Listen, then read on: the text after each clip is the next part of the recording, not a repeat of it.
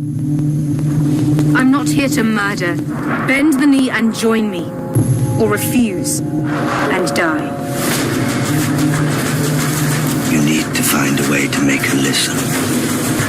Whatever stands in our way, we will defeat it. Bran saw the Night King and his army marching towards Eastwatch. Hey guys, welcome to our Season 7 Episode 5 trailer breakdown.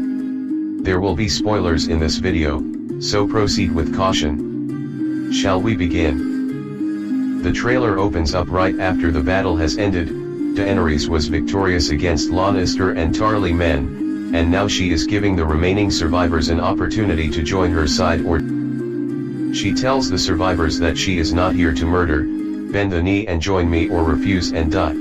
Jaime and Bronn will not be here because they most likely floated down the river a little bit to safety, but Randall and Dickon Tarly should be here. We did not see them die or make any kind of escape during the battle. So if Daenerys could get them to bend the knee right here and join her cause, this would be another win for her because it would subtract one of the Cersei's big allies right now. Obviously the Tarlys are very low on men, but Randall could still be used for his battle tactics and the wars to come, but Randall was never going to bend the knee to Daenerys. And this will get him and his son burned alive. Daenerys will be making an example out of them, then rest of the men that are standing here will probably bend the knee so they do not receive the same fate. You can clearly see that Tyrion is very conflicted about this decision. Obviously Tyrion is a Lannister, so he doesn't want to see other Lannister men get burned alive, especially since Tyrion probably fought with some of these men during the Battle of Blackwater Bay. Tyrion also has no idea whether Jaime is alive or not, so now he's very concerned about the direction their strategy is going, and he is afraid that Daenerys is going to cross the line and get too bloodthirsty, but after she proves her point here, Tyrion will learn that Jaime is still alive and he's going to try to get Jaime and Cersei to give up before anyone else has to die. In the next scene you can see the death and destruction littered across the battlefield. The horrors of war is not a pretty sight, and if you look closely you can actually see two men walking across this battlefield. We do think this will be Jaime and Bronn after they get out of the river, because when the last episode ended it appeared like Jaime was going to die because his heavy armor was sinking him rather quickly, but as we all know Bronn does not wears armor, he typically wears his badass leather jacket, so he will probably help Jaime pull off his armor, that way he can get to the surface of the water, then they will probably swim or float down the current to safety and wait for everyone else to leave. That's why we think this is them walking back and witnessing this horrific graveyard of mostly Lannister and Tarly men. They will both make it back to the King's Landing by the end of the episode, because we can hear Cersei to who we believe is Jaime later in this trailer. Next there is a scene of Tyrion and Varys. Varys tells Tyrion that you need to find a way to make her listen, and there are two different ways we actually looked at this. Varys could be talking about Daenerys right here and her using and wanting to continue to use her dragons to burn everyone alive, but Varys could also be talking about Cersei here. You can see that Tyrion is drinking again and he looks like a complete mess. Tyrion probably feels like a complete failure right now. His strategies have not worked out for him and his family is on the verge of being burned alive. Tyrion is being absolutely ripped apart inside because there is obviously a conflict of interest with him. On one hand he wants to help Daenerys because she could be a better ruler than Cersei, but on the other hand he doesn't want to see his brother die in the process. Tyrion will have to make a very tough decision. Tyrion will go to King's Landing with Davos, and as we all know Davos was a smuggler, so he could probably sneak Tyrion in without getting him spotted and arrested so he can meet and speak with Jaime. Tyrion will ask Jaime to get Cersei to bend the knee to Daenerys, but we all know Cersei will never do that. Jaime might even be pissed off himself after seeing so many of his men get burned alive. Jaime is not about to abandon. We then get a scene of Daenerys arriving back on Dragonstone after just winning the battle, and she flies right up to Jon with Drogon and bring them face to face. Jon will finally have his first physical interaction with the dragons, and Daenerys was being a little bit aggressive with Drogon, probably trying to intimidate Jon a little bit, but Drogon will be putting his face right up to Jon's face, and Jon will reach out and touch him and Drogon is going to let him. the bonding between Jon and the dragons will have officially begun, and Daenerys is going to be a little bit surprised by this. She has no idea that Jon actually has the blood of a dragon as well. And seeing Jon get comfortable with dragons will probably be cool, because one day we might need him to ride one of his own to take down the army of the dead. Next there is a scene with Cersei telling someone that no matter what stands in their way, they will defeat it, and we think she is talking to Jaime right here.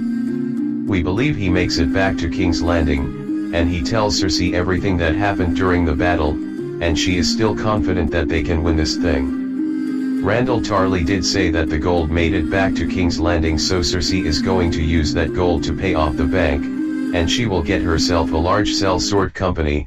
Jaime is also going to tell her that they were actually able to hurt the dragon and bring it down, although it didn't kill dragon. Cersei will have Qyburn get some more ballistas made, or possibly even some other kind of anti-dragon weapon. The Lannisters and Tarlys were defeated in that one battle, but with the gold Cersei can still strengthen her forces and fleet and have more weapons made. That is why she is so confident still, because she is nowhere near out of this fight just yet. And if one of Dany's dragons gets killed, that will put Cersei in an even better position. The power struggle between Daenerys and Cersei will be a 12-round fight to the death. They also show us a quick clip of Qyburn and Cersei alone together in another room, and there are a few different things that may be happening. Cersei can tell him to make sure the sellswords are on their way, since we did learn that Qyburn had already been in negotiations with them during the scene with Cersei and Tycho. She could also be telling Qyburn about making some more weapons to kill the dragons, or Cersei is examined by Qyburn because she is actually pregnant. Believe it or not, Cersei will be pregnant again, but the baby will not live, because the prophecy told to her by Maggie the Frog said that she would only have 3 kids. She will get pregnant again, but the kid will not survive the pregnancy, further proving the prophecy to be accurate.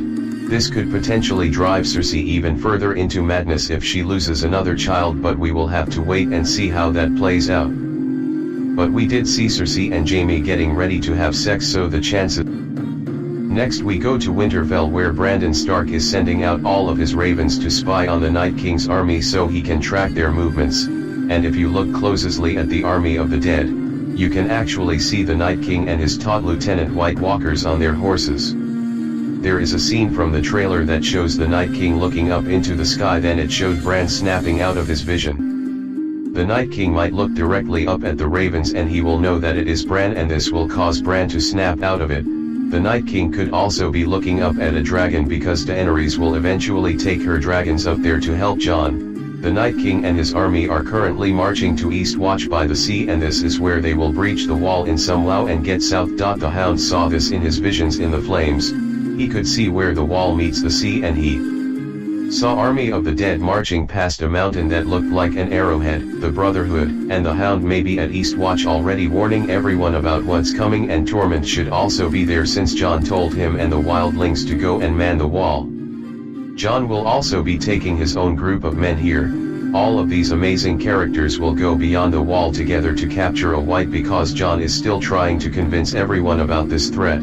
He will think that in order to get the support that he truly needs, he's going to need to get physical proof. That's why we have seen all these characters together before Jon leaves Dragonstone. You can see him here holding a meeting telling everyone about Bran seeing Night King marching to Eastwatch. This is when Jon will decide he need to go to Eastwatch by the sea and help for himself, but he isn't going to be going alone. When Tyrion and Davos go to King's Landing to meet with Jaime, Davos will find Gendry still making weapons, and in this trailer you can actually hear Davos say bad things are coming. He might actually be telling that to Gendry to get his help. Now that Jon has all this dragon glass at his disposal, he could really use someone like Gendry to make them into weapons. Back in Season 3, Gendry planned on staying with the Brotherhood without banners to make weapons for them, so he might actually decide to do the same thing for Jon. Jon will be getting a letter from Winterfell telling him that Arya and Bran are home. This could also persuade Gendry into helping Jon if he knows that Arya is his sister. Gendry wasn't willing to help her brother Robb Stark, but he might change his mind and actually help Jon during these very dark. Jorah Mormont is also going to show up in the next episode now that he's cured from his grayscale. and him and Daenerys should have a nice reunion together, but Jorah will volunteer to go and help the North in this situation. Jorah will want to make things right again. Ned Stark was actually going to cut his head off for poachers in his slavery, so he might want to make things right by helping out Jon, and he will also want to do right by Lyanna Mormont.